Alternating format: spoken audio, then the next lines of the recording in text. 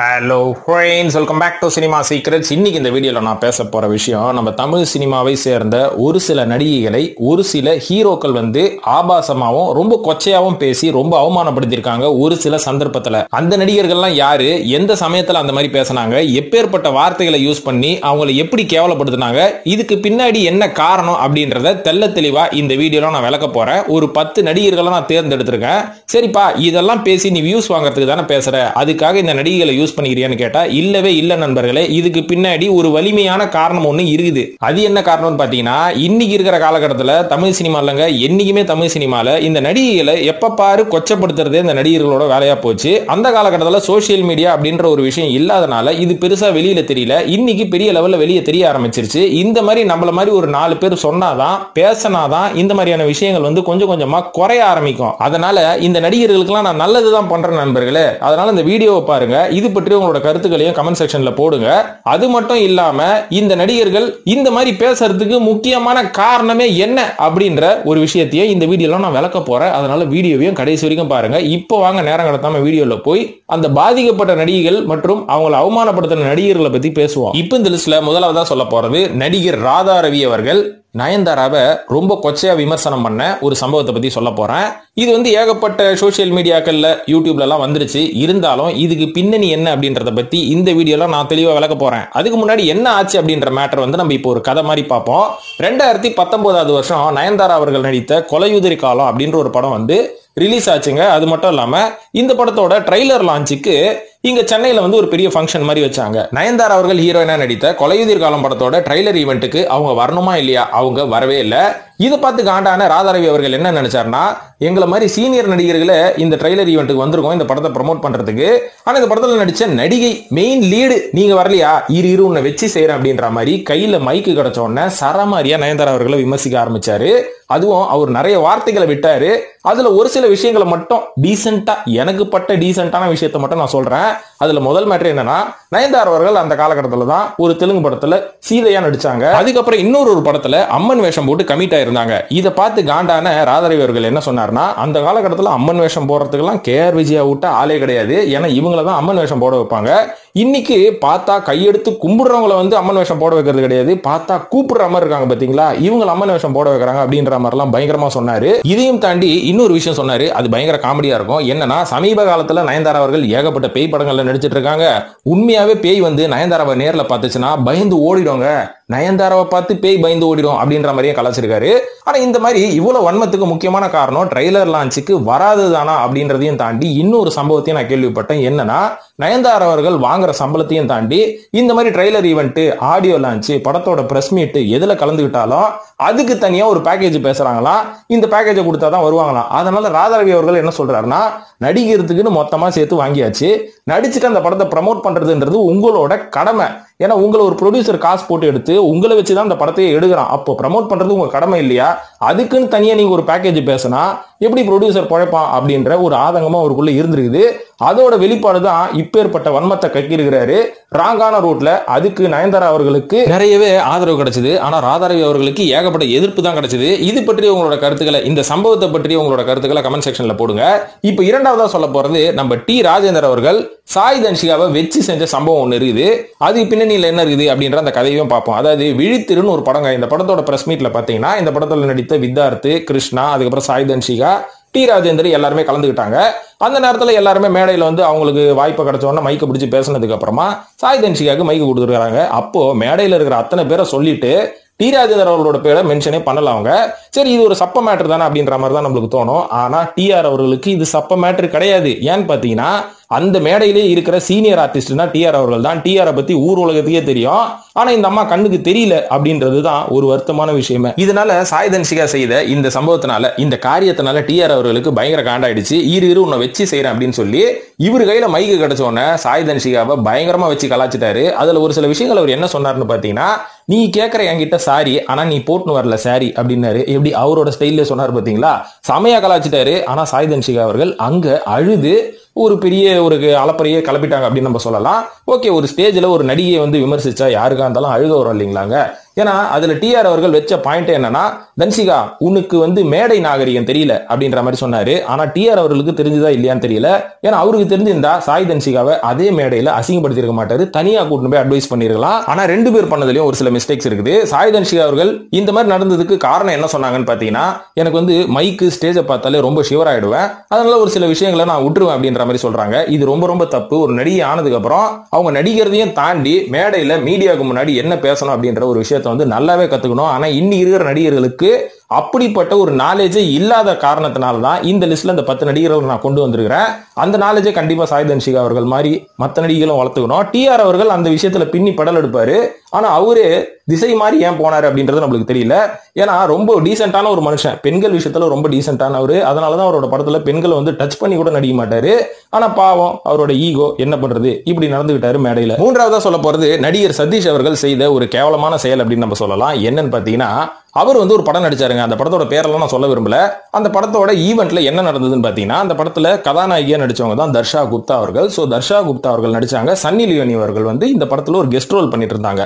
அப்போ அந்த ஸ்டேஜ்ல வந்து சதீஷ் கிட்ட மைக் கொடுத்தோன்னு அவர் என்ன சொன்னாரு, தர்ஷா குப்தா பாத்தீங்களா எவ்வளவு வெஸ்டர்னைஸா எவ்வளவு மாடர்ன் ட்ரெஸ் போட்டுட்டு வந்திருக்காங்க, அதுவும் பாக்குறதுக்கே ஆபாசமா இருக்கு. ஆனா சன்னி லியோனி பாருங்க, அவங்க வடநாட்டுல இருந்து வெளிநாட்டுல இருந்து வந்திருக்காங்க, புடவை கட்டின்னு வந்துருக்காங்க அப்படின்ற மாதிரி குத்தாம குத்திட்டாரு தர்ஷா குப்தாவை.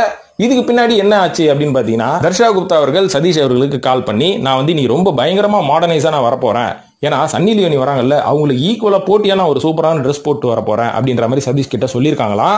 அதுக்கப்புறம் அங்க வந்த உடனே தர்ஷா குப்தாக்கே ஒரு பெரிய ஷாக்கு. நான் வந்து நல்லா மாடர்னா வந்தேன், திடீர்னு சன்னி லியோனி புடவை கட்டின்னு வந்துட்டாங்கல்ல, இது ஒரு பெரிய ஷாக் ஆயிடுச்சு எனக்கு. அதனால சதீஷ் உனக்கு மேடையில வந்து மைக்கு கிடைச்ச உடனே என்னை பத்தி பேசு, இந்த மாதிரி தர்ஷா குப்தா ரொம்ப வருத்தப்பட்டாங்க அப்படின்ற மாதிரி சதீஷ் அவர்கள் மைக்கில் வந்து பேசியிருக்கிறாரு. இதுக்கப்புறம் பாத்தீங்கன்னா சதீஷ் மேல பயங்கரமான ஒரு வன்மம் வந்ததுக்கு அப்புறம், எல்லாரோட எதிர்ப்பு வந்ததுக்கு அப்புறம் ட்விட்டர்ல ஒரு வீடியோ போட்டாரு. இங்க பாருங்க, இதெல்லாம் நான் பேசலங்க, இந்த மாதிரி பேச சொல்லி தர்ஷா குப்தா தான் எனக்கு சொன்னாங்க அப்படின்ற மாதிரி சொன்னாரு. இதை கேள்விப்பட்டோன்னா தர்ஷா குப்தா அதுக்கு அகைன்ஸ்டா ஒரு ட்வீட் போட்டு, இந்த கேவலமான வேலை உனக்கு தேவையா, நான் எப்போ சொன்னேன், என்ன அவமானப்படுத்துன்னு நானே மைக்க கொடுத்து பேசு அப்படின்ற மாதிரி மேடையில சொல்லுவானா, ஏன் இப்படி பண்றீங்க அப்படின்ற மாதிரி இவங்க ரெண்டு பேரும் அடிச்சுக்கிட்டாங்க. என்னமோ ஏதோ இவங்க ரெண்டு பேரும் சேர்ந்து சன்னி லியோனியை பெருமைப்படுத்தி விட்டார்கள். நான்காவதா ஊருக்கே தெரிஞ்சு சர்ச்சையான விஷயம் தான் மன்சூர் அலிகான் அவர்கள். இவரோட வாயை வந்து யாராலையுமே பூட்டவே முடியாதுங்க, கட்டுப்படுத்தவே முடியாது. இவர் சமீபத்தில் த்ரிஷா அவர்களை வந்து ரொம்ப கொச்சையா பேசினாரு, ரேப் கேஸ் அப்படின்ற மாதிரிலாம். ஆனா இதெல்லாம் வந்து ரொம்ப சகஜமான ஒரு விஷயம் 80s நடிகர்களுக்கு அப்படின்னு நம்ம சொல்லுவோம். ஏன்னு பாத்தீங்கன்னா அந்த காலகட்டத்தில் சோசியல் மீடியான்னு ஒரு மேட்டர் இல்லை நண்பர்களே. அதனால சத்யராஜ் இவரு இந்த மாதிரி ஒரு சில நடிகர்கள்லாம் மைக்க கிடைச்ச உடனே வாய்க்கு வந்ததெல்லாம் நடிகைகளை பத்தி பேசுவாங்க. அன்னைக்கு நடிகைகளுக்கு என்னதான் உள்ள கொஞ்சம் குத்தினாலுமே கூட இவங்க முன்னாடி நம்ம சிரிச்சுதானே ஆகணும், இல்லைன்னா அடுத்த படம் கிடைக்காது அப்படின்ற ஒரு ஆதங்கத்துல இது எல்லாத்துக்கும் வாய மூடிட்டு இருந்தாங்க. ஆனா இன்னைக்கு காலம் ரொம்ப மாறி போச்சு, எல்லாத்துக்கும் எதிர்ப்பு இருக்குது, எல்லாத்துக்கும் வந்து சோசியல் மீடியான்னு ஒன்று இருக்குது. இதன் காரணமாக தான் மன்சூர் அலிகான் அவர்கள் என்னதான் வந்து த்ரிஷா அவர்களை பேரை மென்ஷன் பண்ணி கொச்சையா பேசினாலுமே கூட அவருக்கு எதிர்ப்பு வந்தோன்னா அவர் மன்னிப்பு கேட்டுட்டாரு. ஒரு நல்ல ஒரு பெரிய பெருந்தன்மையான மனிதன் அப்படின்னு சொல்லலாம். ஆனா அடுத்ததா சொல்ல போறவரு கொஞ்சம் கூட கூச்ச நாச்சம் இல்லாம, அதுவும் ஒரு பெரிய சமுதாய பொறுப்புல இருக்கிறவரு, அவர் வந்து பேசினதுதான் ரொம்ப ஷாக்கிங்கான ஒரு ஸ்டேட்மெண்ட். அவர் யாருன்னு பாத்தீங்கன்னா, ஐந்தாவதா சொல்ல போற அதிமுகவோட ஒரு முக்கிய பிரமுகரான ஏவி ராஜு அப்படின்றவர் தான். அவர் சமீபத்தில் என்ன தெரியுங்களா பண்ணாரு, அதாவது அவர் வந்து கட்சியில இருந்து நீக்கிட்டாங்களாம், இதனால உள்ள இருக்கிறவனெல்லாம் இரு நான் பழி வாங்கிட்டு போறேன் அப்படின்ற மாதிரி மைக்க பிடிச்சி உள்ள இருக்கிற ஒரு முக்கியமான பிரமுகர் கூவத்தூர்ல நாங்க பார்ட்டி பண்ணிட்டு இருக்கிறப்போ அவர் த்ரிஷா தான் வேணும்னு அடம்பிடிச்சாரு. கருணாஸ் தான் 25 லட்ச ரூபா கொடுத்து த்ரிஷாவை கூட்டின்னு வந்தாரு அப்படின்ற மாதிரி அப்பட்டமான கேவலமான ஒரு விஷயத்த சொன்னாரு. இது உண்மையா பொய்யா அப்படின்றது அலசி ஆராயறதெல்லாம் நம்மளோட வேலையே கிடையாது. ஆனா லாஜிக்கலா நீங்க திங்க் பண்ணீங்கன்னா த்ரிஷா 25 லட்சத்துக்கு போகணுன்ற அவசியம் த்ரிஷா கிட்ட இல்லை. ஏன்னா 2006 5வது வருஷமே எனக்கு அப்ப வந்த தகவல், அப்பவே த்ரிஷா கிட்ட 100 கோடி ரூபாய்க்கு சொத்து இருக்குன்னாங்க. அந்த 100 கோடி அவங்க அப்படியே விற்காம விட்டுருந்தா இன்னைக்கு அது 10,000 கோடி போயிருக்கிறோம். 10,000 இல்ல, ரொம்ப ஓவர் ஆகுது. ஒரு 500 கோடியாச்சும் டெவலப் ஆயிருக்கும் இல்லைங்களா. இது மட்டும் இல்லாம இன்னைக்கு நிறைய படத்துல அவங்க கமிட் ஆயிருக்காங்க. அவங்கள நம்பி ஏகப்பட்ட ப்ரொடியூசர்ஸ் இருக்காங்க. அவங்களுக்கு 1 கோடி ரூபாய் சம்பளம் கொடுக்கறது கூட ரெடியா இருக்காங்க. அவங்களுக்கு இப்படி போகணும்னு அவசியமே கிடையாது அப்படின்றதுதான் என்னோட அனுபவத்துல நான் தெரிஞ்சுக்கிட்டது. ஆனா இந்த மாதிரி அரசியல் பிரமுகர்கள்லாம் ஏன் இந்த மாதிரி எல்லாம் வந்து வார்த்தையை விடுறாங்க, எங்களை ஒண்ணுமே பண்ண முடியாது அப்படின்ற ஒரு தைரியமா திமிரா தெனாவட்டா திகிட்டலான்னு நம்மளுக்கு தெரியாது. ஆனா பொது மேடையில ஒரு நடிகையோட பேரை இந்த மாதிரி கொச்சத்தனமா யூஸ் பண்றது ரொம்ப ரொம்ப கேவலமான செயல் அப்படின்னு தான் நான் சொல்லுவேன். இதுக்கு இவருக்கும் எதிர்ப்பு வந்து அதுக்கப்புறமா வந்து சமீபத்தில் ஒரு வீடியோ விட்டாரு. இதுல வந்து நான் த்ரிஷா வந்து குறிப்பிடலைங்க, தெரியாம பேரை சொல்லிட்டேன், அவங்க வந்தாங்களா வரலையாலாம் எனக்கு தெரியாது, வேற ஒருத்தர் சொல்லி நான் கேள்விப்பட்டேன் அப்படின்ற மாதிரி வழக்கம் போல என்னோட கருத்துக்களே சொல்றாரு. சரி விடுங்க, என்ன பண்றது, வார்த்தையை விட்டாச்சு, மன்னிப்பு கேட்ட வேண்டியது தானே. மன்னிப்பு கேட்டாச்சு, த்ரிஷாவும் மன்னிச்சுட்டாங்கன்னு நினைக்கிறேன். ஆனால் லீகலா உங்க மேல ஆக்ஷன் எடுப்போம் அப்படின்ற ஒரு வார்த்தையை த்ரிஷா விட்டுருக்காங்க. ஐந்தாவதா சொல்ல போறது நடிகர் ரோபோ சங்கர் அவர்கள். இதுல வந்து ஒரு பெரிய ஆச்சரியமான விஷயம் என்ன தெரியுங்களா, ரோபோ சங்கர் அவர்கள் ஏதோ ஒன்னு சொல்ல போய் அதுக்கப்புறம் அன்சிகாவுக்கும் ஒன்னும் புரியாம போய் இவங்க 2 பேரை வச்சு வேற ஒரு பத்திரிகை நிருபர் வந்து பாப்புலர் ஆயிட்டாரு. இதுதான் மேட்ரு. அதாவது இந்த மாதிரி தான் ஆப்பர்ச்சுனிட்டி கிடைச்சா கப்புன்னு பிடிச்சிக்கணுன்றது, அதுக்கு நான் தான் உங்களுக்கு ஊறுகாயா அப்படின்ற மாதிரி ரோபோ சங்கருக்கு தோணி இருக்கும். அது என்ன சம்பவம் சொல்றேன் பாருங்க.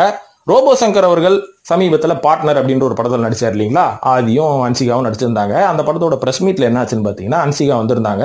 ரோபோ சங்கர் அவர்கள்கிட்ட மைக்கு கிடைச்சோன்னா வழக்கம் போல ஒரு ஜாலியா அப்படியே கலாச்சி பேசுவார் எல்லாரையும். அந்த மாதிரி பேசிட்டு இருக்கும் போது அந்த படத்துல நடந்த ஒரு சம்பவத்தை சொன்னாரு. நல்ல note the point your honour, அந்த படத்துல இப்படி ஒரு எக்ஸ்பீரியன்ஸ் நடந்தது அப்படின்ற மாதிரி சொன்னாரு. என்னன்னா, அப்போ வந்து அன்சிகா அவர்கள் சின்னதா ஷார்ட்ஸ் எல்லாம் போட்டுன்னு வருவாங்க. அந்த படத்துல அப்போ ஒரு சீன் வரும், அதுல அவங்களோட காலை நான் தொடர மாதிரி ஒரு சீன் சொன்னாங்க. ஆனா அந்த சீனை கட் பண்ணிட்டாங்க அப்படின்ற மாதிரி ஒரு ஆதங்கத்தோட ஒரு ஜோவியலா அவர் பேசினாரு. அன்சிகா பேசிக்கலி ஃப்ரம் பாம்பே, இதெல்லாம் பெருசா கண்டுக்க மாட்டாங்க. ஏன்னா பாலிவுட் சைடு போனா இதை விட கேவலமா ஜாலியா பேசுவானுங்க. இந்த ஒரு சம்பவத்தை பேசிட்டு கிளம்புனதுக்கு அப்புறம், அதுவும் ரோபோ சங்கர் அந்த ஈவெண்ட்ல இருந்து கிளம்புனதுக்கு அப்புறம் பொங்குனாரு பாருங்க ஒரு பத்திரிகை நிருபர். இவரெல்லாம் எந்த விஷயத்துல சேர்த்துக்கிறது நம்மளுக்கு தெரியல. ரோபோ சங்கர் பேசுனது ரொம்ப தப்பு அப்படி இப்படின்னு அங்க ஒரு சீனை கிரியேட் பண்ணி இவர் யாருன்னு காமிச்சிக்க ட்ரை பண்ணாரு. ஆனா கடைசி வரைக்கும் கேமரால இவர் யாருன்னே காமிக்கல. அதனால இவர் செய்த அட்டெம்ப்ட் வீணா போச்சு. ரோபோ சங்கர் பேசுனது கரெக்ட்னு நான் சொல்ல வரல. இது எல்லாத்தையுமே நீங்க பெரிய விஷயம் ஆக்குனீங்கன்னா அதுக்கப்புறம் எவன் என்னத்தை பேசுறதுன்னு தெரியாம அவன் சொற்பொழிவு தான் ஆத்துவான். சில விஷயங்களை நம்ம ஜாலியா எடுத்துக்கணும். ஏன்னா பாதிக்கப்பட்டவங்களே ஜாலியா எடுத்துக்கும் போது உனி என்ன அப்படின்ற மாதிரி தான் கேட்க தோணுது. அதனால இந்த விஷயத்துல நான் ரோபோ சங்கர் தப்பு செஞ்சாருன்னு நான் சொல்ல மாட்டேன். அந்த அனுபவத்தை அவர் ஷேர் பண்ணாரு, அதுக்கான மேடை இது கிடையாது அப்படின்றது ஒரு சின்ன வருத்தமும் இருக்குது. ஆனா அதை வச்சு ஒருத்தன் பப்ளிசிட்டி தேடலாம் பாத்தீங்களா, அவன் எவ்வளவு கேவலமான ஆளா இருப்பான். இப்ப அடுத்ததான் நான் 6வதா சொல்ல போறது, அதாவது இவ்வளவு நேரம் நடிகர்கள் தானே நடிகைகளை வந்து கொச்சப்படுத்தினாங்கன்னு சொன்னேன். இப்ப தமிழ் சினிமாவில் வேற மேட்டர்லாம் நடந்திருக்கு. நடிகைகளை கொச்சப்படுத்தின சில சம்பவங்கள்லாம் இருக்குது. அதெல்லாம் பயங்கர காமெடியா இருக்கும். அதெல்லாம் என்னன்றதை இப்ப சொல்லுவோம். இப்ப 6வதா சொல்ல போறது ஐஸ்வர்யா ராஜேஷ் அவர்கள் ராஷ்மிகாவை அசிங்கப்படுத்திய தருணம் அப்படின்ற மாதிரி ஆரம்பிச்சு அதுக்கப்புறம் அப்படிலாம் இல்லைங்க நாங்களாம் ஃப்ரெண்ட்ஸ் தெரியுமா அப்படின்னு கட்டி பிடிச்சி முத்தம் கொடுத்த சம்பவமும் இருக்குது. என்னாச்சுன்னு பாத்தீங்கன்னா, ஐஸ்வர்யா ராஜேஷ் கிட்ட மைக்க கொடுத்து ஒரு சில பிரஸ் பீப்புள் வந்து ஒரு சில கேள்வி கேட்கும் போது உங்களுக்கு ரொம்ப சேலஞ்சிங்கான ரோலா இருந்தா எப்படி இருக்கணும், எந்த மாதிரி ரோல்ல நீங்க நடிக்க ஆசைப்படுறீங்க அப்படின்னு கேட்டதுக்கு இவங்க வந்து என்ன சொன்னாங்க, புஷ்பான ஒரு படம் பார்த்தேன், அந்த படத்துல வந்து ராஷ்மிகான்னு ஒரு பொண்ணு நடிச்சிருக்கு, அந்த ரோல் எனக்கு கிடைச்சிருந்தா அதை விட நான் பெட்டரா பண்ணிருப்பேன் அப்படின்ற மாதிரி ஒரு வார்த்தையை விட்டாங்க. பெட்டரா பண்ணிருப்பேனா என்ன அர்த்தம், அந்த பொண்ணு வந்து பெட்டரா பண்ணலன்னு அர்த்தமா அப்படின்னா, அதெல்லாம் எனக்கு தெரியாது, என்கிட்ட கொடுத்தா சூப்பரா பண்ணிருப்பேன் அப்படின்ற மாதிரி வார்த்தையை விட்டுட்டு போயிடுச்சு. இதை பார்த்து காண்டான ராஷ்மி அவர்களோட ரசிகர்கள் சும்மா விடுவாங்களா, ஐஸ்வர்யா ராஜேஷ சோசியல் மீடியால போட்டு கிழின்னு கீழ்ச்சிட்டானுங்க. இதுக்கப்புறம் இந்த ஒரு விஷயம் ராஷ்மிகா காதுக்கே போயிட்டு அவங்க ரொம்ப நாளா சைலண்டா இருந்திருக்காங்க. இதுக்கப்புறம் இது மறுபடியும் ஐஸ்வர்யா ராஜேஷ் கிட்ட வந்த உடனே ஐயோ நம்ம ஏதோ சொல்ல போய் எங்கேயோ மேட்ரு போயிடுச்சு, நம்ம இவ்வளவு கலாச்சி விட்டு சைலண்டா தமிழ் சினிமாலாம் நம்மளுக்கு ஒரு பேர் வாங்கலாம்னு பார்த்தா இவ மறுபடியும் பாப்புலர் ஆகி நம்மளோட பேரை கெடுத்து விட்டாலே, அதனால இதுக்கு ஒரு சின்ன விளக்கத்தை கொடுத்துவோம் அப்படின்ற மாதிரி மறுபடியும் மைக்கு கிடைச்சோன்னே நான் வந்து அவங்க நல்லா நடிகலாம் சொல்லலைங்க, இந்த மாதிரி சேலஞ்சிங் கேரக்டர் என்கிட்ட வந்தா நான் வந்து நல்லா பண்ணுவேன் அப்படின்னு தான் சொன்னேன் அப்படின்ற மாதிரி உல்டா பண்ணி விட்டாங்க.